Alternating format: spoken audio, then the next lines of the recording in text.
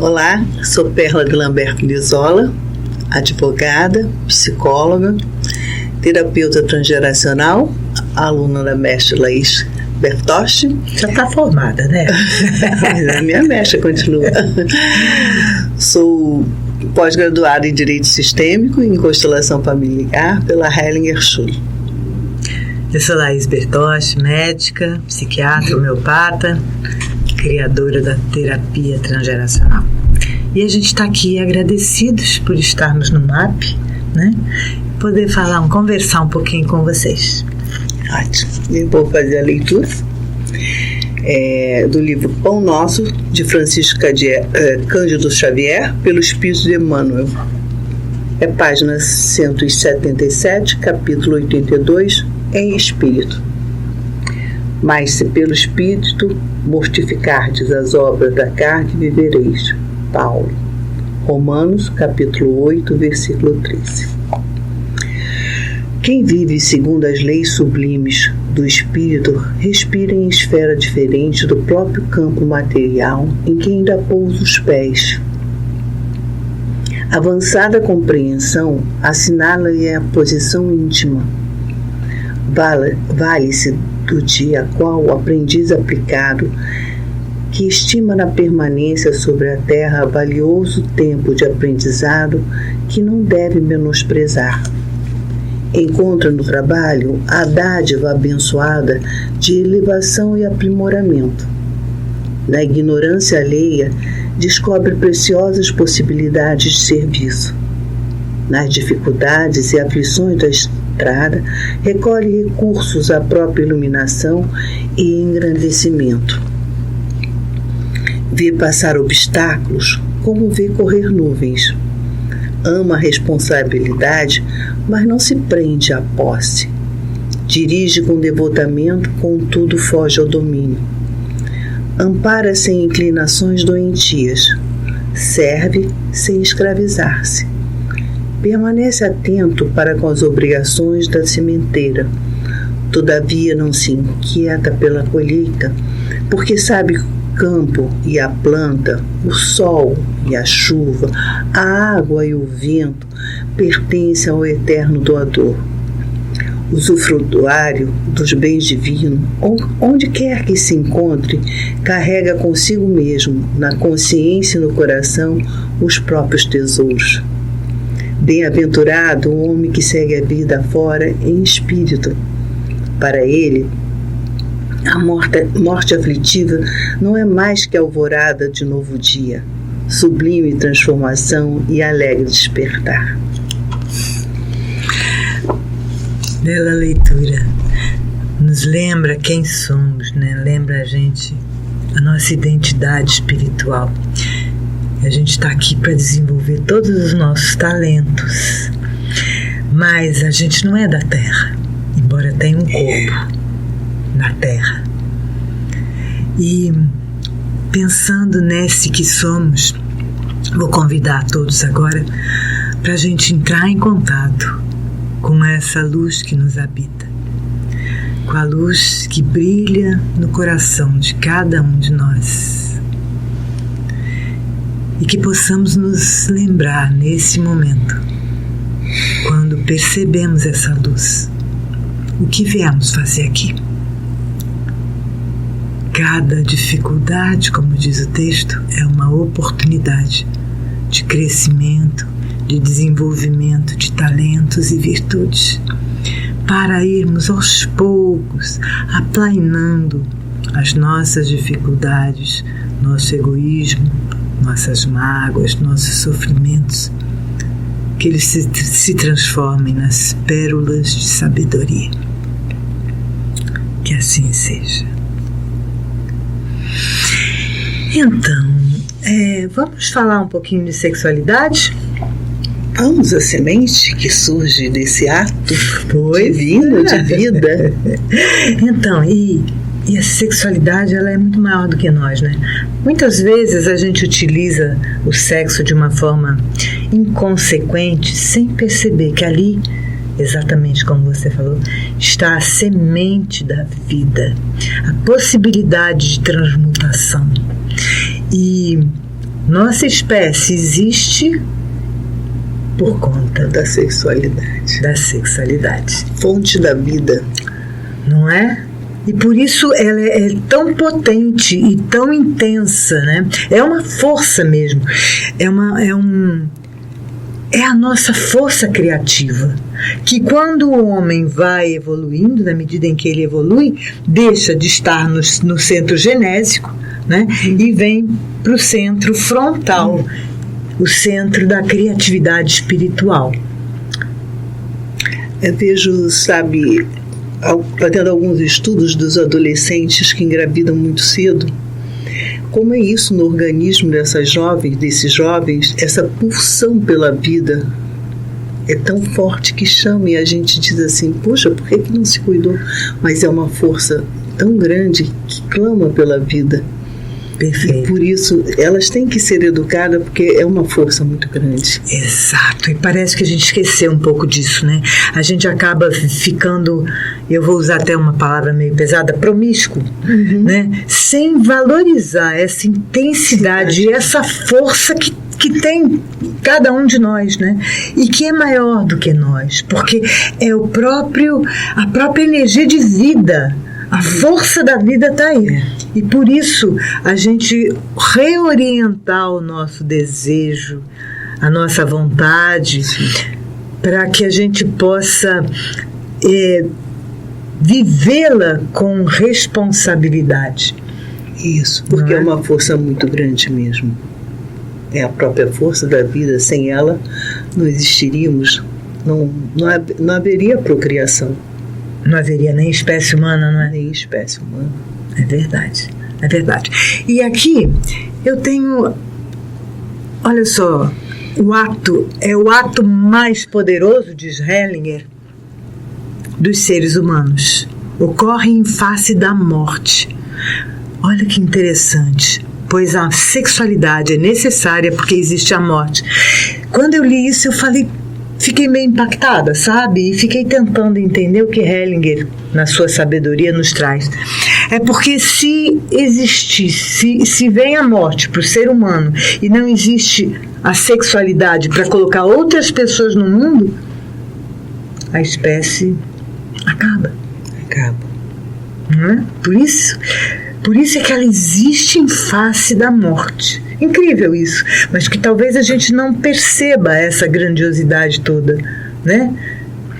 E veja aqui também, pelos estudos que a gente percebe nas próprias vivências de constelação, a união do espermatozoide com o óvulo é fruto de um gozo.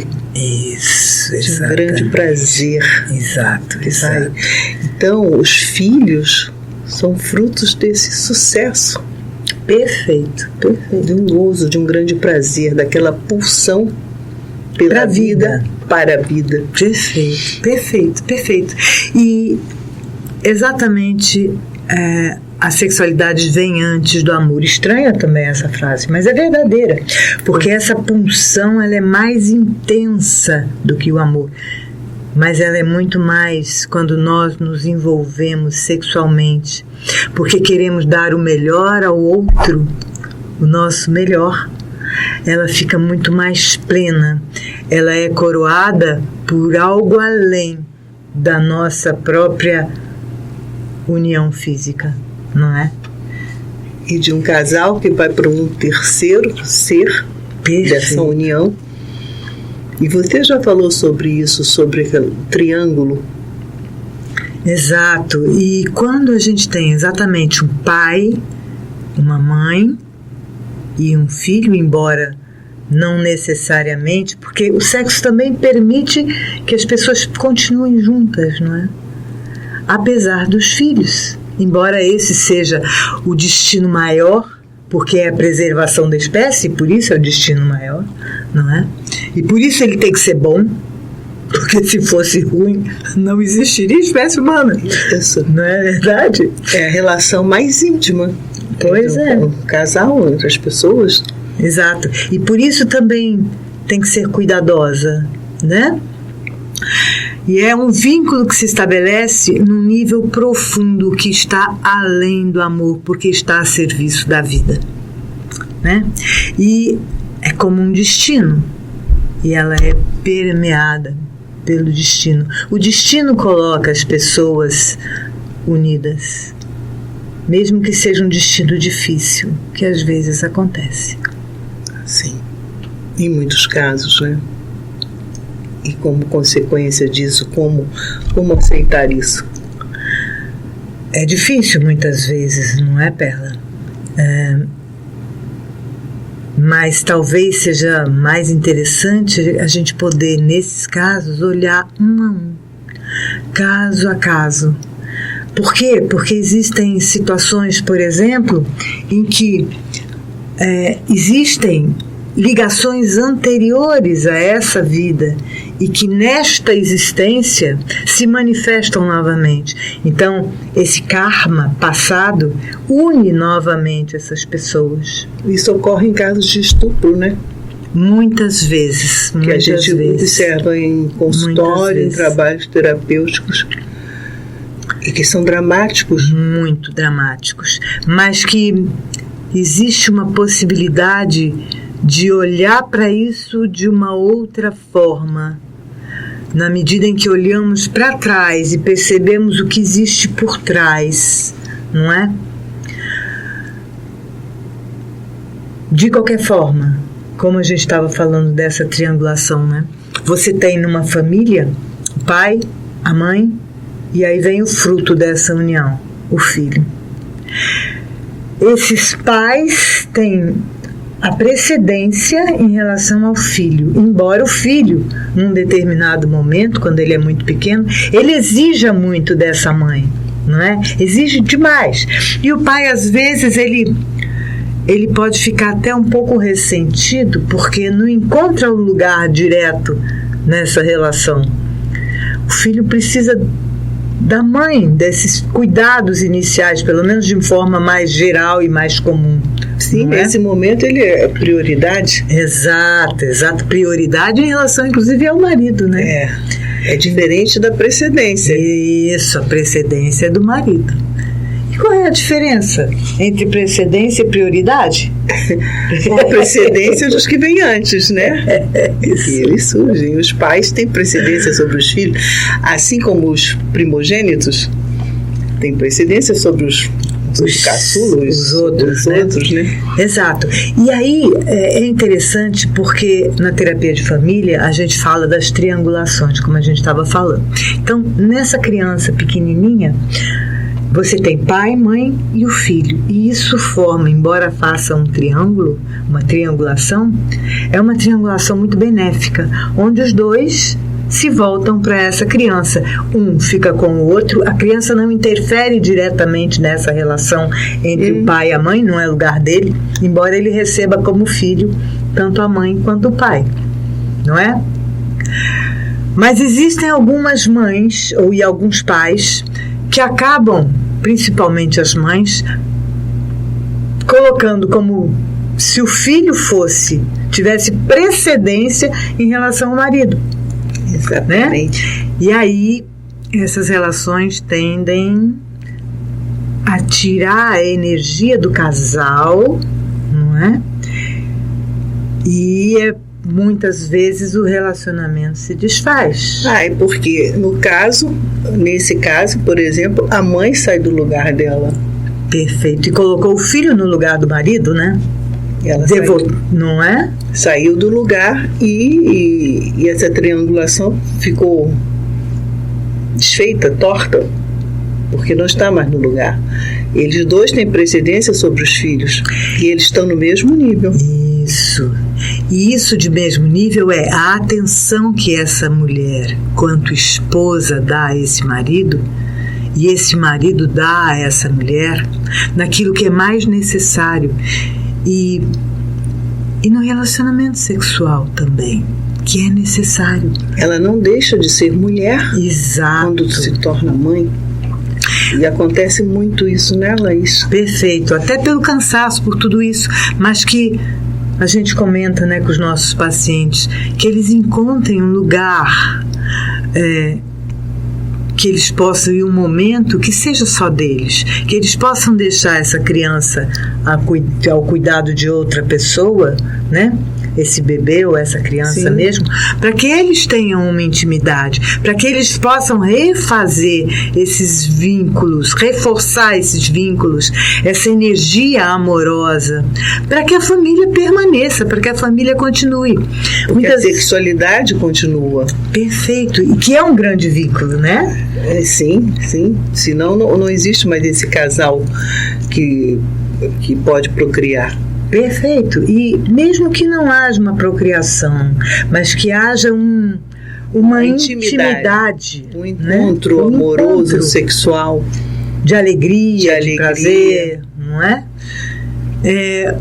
Eu estava observando há pouco tempo um casal que não sai, a menina já tem uma certa idade, já é uma mocinha, mas o casal não conseguiu, o marido e a mulher não conseguiram refazer o vínculo entre eles.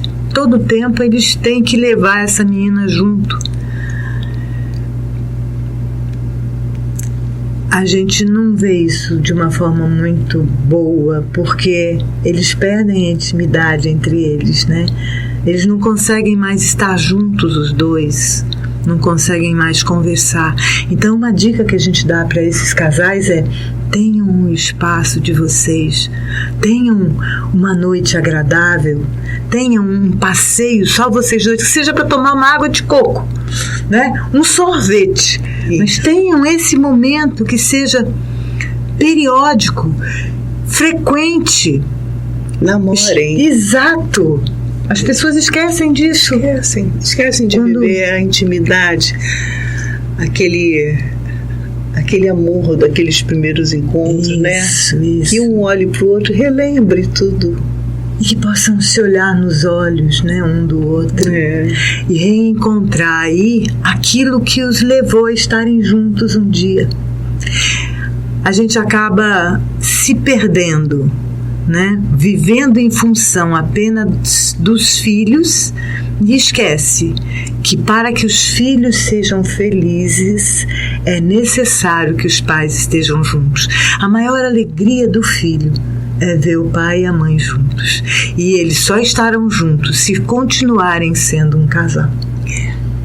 E você falou algo muito importante, porque quando o filho, não é esse o desejo do filho, algo não está no seu lugar também. Perfeito. E aí é preciso que seja visto isso, porque o desejo natural do filho é esse, que os pais estejam juntos, se amando, né, se querendo, e o filho no lugar dele, olhando como um reflexo da felicidade deles, né? Perfeito, porque afinal de contas, esse pai e essa mãe, esse casal, estão no filho, não é? Como a gente já falou. E muitas vezes, Perla, o sofrimento dessa criança é tão intenso quando esses pais não estão bem, que ela começa a dar problema na escola, ela começa a dar problema em casa. Reflexo apenas dessa dificuldade dos dois. Para que os pais não se separem, essa criança começa a chamar atenção para ela, para que eles mantenham. E isso é o sofrimento da criança e o entendimento dela. Ela está tentando resolver isso, sem perceber que ela não pode.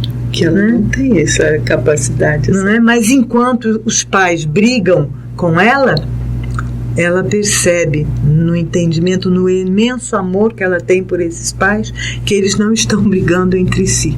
Coisa difícil, né?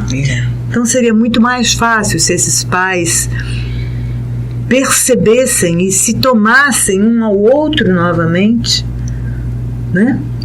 Para que as coisas pudessem, para que a ordem pudesse ser restabelecida, né? Porque a sexualidade satisfatória, como diz Bert Hellinger, também é um processo da alma. E se a alma está em sintonia, a sensualidade flui por si só. Se a sexualidade resseca, às vezes faz ressecar também a alma.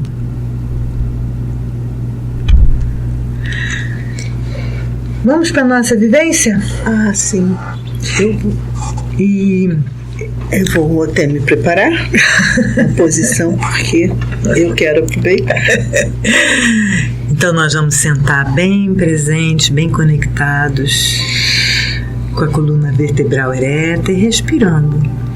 Inspirando, expirando, bem presentes, se aproximando do coração, que é sempre bom, a nossa essência, a nossa luz, a luz que brilha nas trevas, é o nosso coração, a alma imortal que nos habita.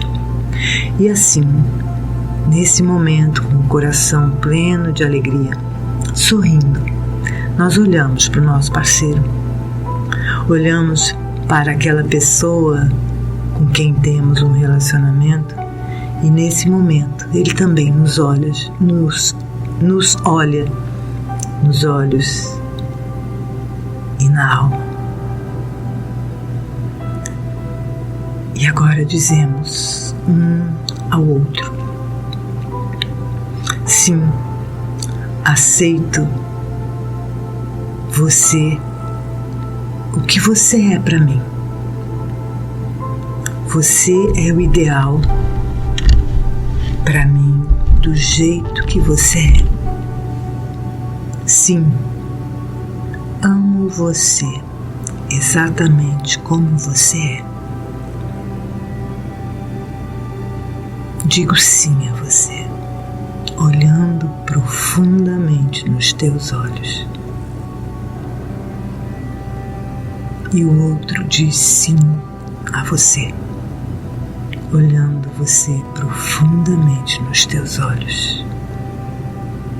E você agora olha para trás, para a direita e para a esquerda do seu parceiro e vê atrás dele a mãe e o pai dele. E você também diz sim, amo sua mãe exatamente como ela é. E eu amo seu pai exatamente como ele é, assim como eu amo minha mãe e meu pai exatamente como são. E você me diz, seu parceiro lhe diz nesse momento: eu amo sua mãe exatamente como ela é e amo seu pai exatamente como é. E sua família, como é, igual à minha família. Ambos se olham e dizem um ao outro: por favor, apoie-me em meu desenvolvimento. Por favor, apoie-me em meu próprio caminho. Por favor. Ambos agora se olham novamente. E um diz ao outro: obrigado, obrigada, obrigado.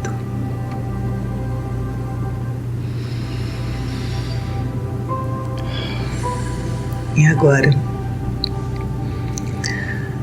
agradecemos a união, a sexualidade dos nossos pais que permitiram nossa presença nesse mundo para aproveitarmos, para usufruir tudo que necessitamos para o nosso desenvolvimento espiritual, nessa vida, nessa vivência, com esse corpo que temos, com esse caminho que estamos traçando, com esse destino.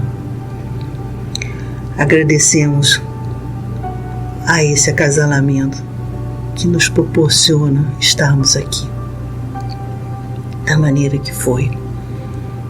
Mas nós o recebemos com amor, independente de como se originou, porque foi através de um gozo.